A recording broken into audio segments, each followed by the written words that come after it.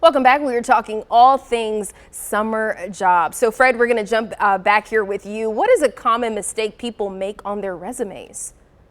I think some of the common mistakes individuals make is making a resume too long, listing every job they had in their work history, especially if you're not new to employment. A good perspective is maybe to go back the last 5 to 10 years, depending on how long you've been working, but also to check your spelling errors, making sure you have the correct contacts and making sure that information is correct. But also, if you're looking for a particular industry and you have certain skill sets related to that industry, make sure that resume is targeting that particular industry. Instead of you work one trade and it's not related, you really want to make your resume consistent to what you're applying for. That's good. And Will, you want to touch on that a little more? Yeah, and Fred did a great job, so he's giving you great advice there. So he answered most of them. What I would say is know your resume, right? So not only do you have a resume, but you need to know it. You need to be able to name, okay, my third job ago was this, and I did this, and I worked for the supervisor of this. So because if you can't remember a company that you worked for 2 years ago, right, that kind of really disrupts the conversation and everything like that of an interview. And then have a friend read your resume as well. I see too many people rush the resume the night before it's due, right? And have a friend read it. And that way they can give you feedback and say, all right, this reads the way you're expecting, or actually, you've lost me here and I have no idea what you're trying to say. So that a second set of eyes is always helpful. That's good. That's good. And Fred, Guilford works as a mobile career center. What services do you offer with that? Yeah, so our mobile career center is really our career center, our brick and mortar locations on wheels. So we have 10 workstations on those centers. Individuals can actually apply for jobs. We can conduct training. We have various resource events that we do on site there that we work with employers, but also community-based organizations that we can conduct training. So it really gives us a chance to kind of get up I guess, our stationary locations and meet individuals where they are. But also with that mobile unit, there's access for individuals or communities that may lack internet access that it could be used for a hotspot, a mobile hotspot.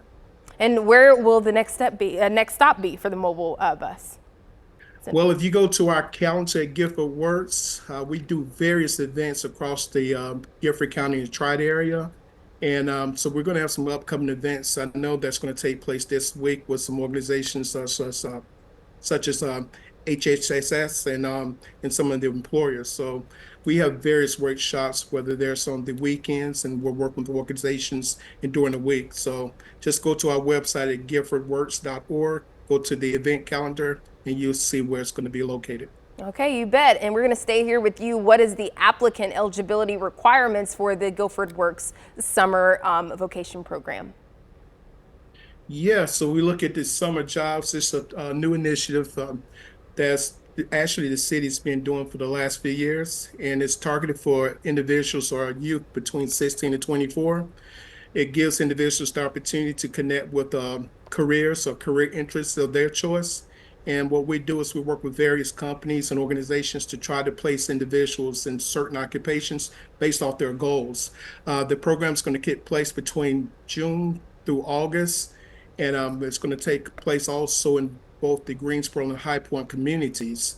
So we're going to do things when we look at durable skills, work with those kids and youth as far as building the resumes, conducting interviews, doing elevator skills, but also get the feedback once they start working at their job sites. What's the feedback? What has your day been as far as on site with their employer? And what's that feedback and communication been with the supervisors? So they're going to be coached and mentored through this whole process during the summer. Yeah, and you kind of already really talked about the benefits of it, but in 20 seconds, can you kind of explain why this is beneficial for the youth who would be interested? Yeah, I think it's a good opportunity for youth because school is about to get out within the next few weeks. It gives individuals and kids experience to work in occupations and connect to individuals with future endeavors related to whether it's their training and education components, but also individuals or of students who may be about to graduate from college. It also provides them a networking opportunity to get with an employer. The employer gets to really see their skill sets, coach them, they can see the culture, what it is to come and work with a particular organization, but also just meet other folks. Really, jobs is really about networking. Very, very nice. All right, we will continue our conversation. We're going to pause here again.